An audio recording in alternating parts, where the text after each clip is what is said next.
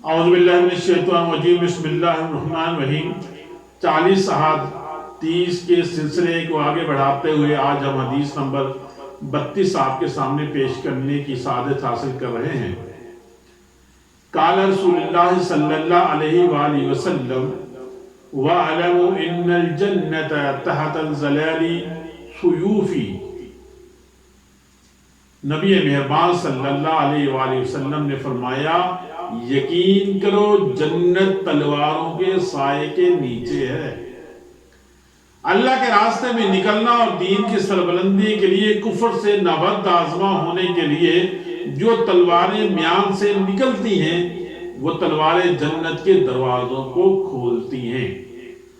حضرت ابو موسیٰ رضی اللہ تعالیٰ عنہ روایت کرتے ہیں کہ آپ صلی اللہ علیہ وسلم نے یہ حدیث بیان کی کہ جنت کے دروازے تلواروں کے سائے تلے ہیں، یعنی جہاد میں تلوار چلانے سے ہی کھلتے ہیں۔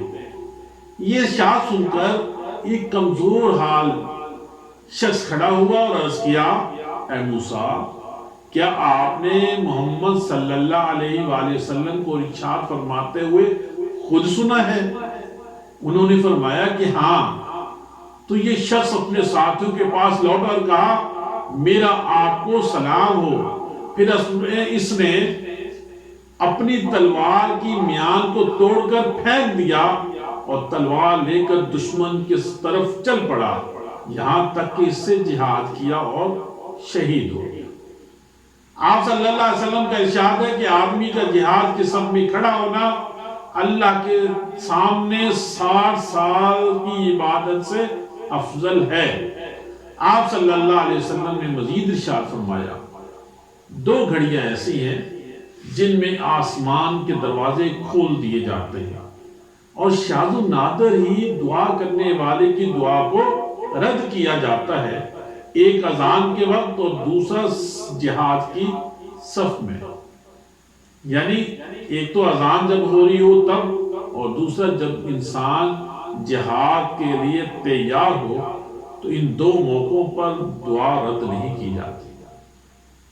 احادیث میں گویا جنت کی قیمت بتائی گئی ہے کہ جنت دین کی سربلندی کے لیے، دین کو اس دھرتی پر قائم کرنے کے لیے تلوار چلانے میں ملے گی۔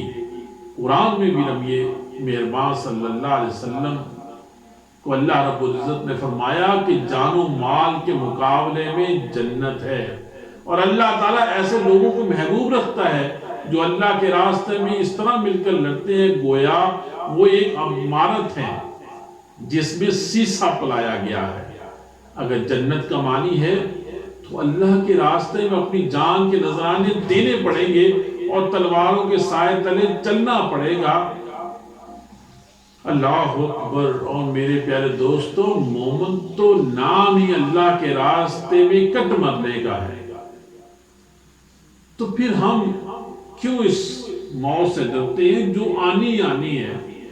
اور اس موت کو اگر جہاد کے لیے، جہاد کے دوران حاصل کیا جائے تو اس سے بڑی کیا ہمارے لیے کامیابی ہوگی، کیونکہ مرنا تو ہے ہی، اور یہ جان تو ہے ہی دی ہوئی اسی کی ہے۔ حق تو یہ ہے کہ حق ادا نہیں ہو رہا۔ میرے پیارے دوستو، بس ہمیں جہاد کا راستہ اختیار کرنا ہوگا اور اسی کے نتیجے کے اندر مسلمانوں کی سربلندی ہوگی، ورنہ جو حال ہمارا ہو رہا ہے اس سے بھی بدتر کیفیت ہماری ہو جائے گی۔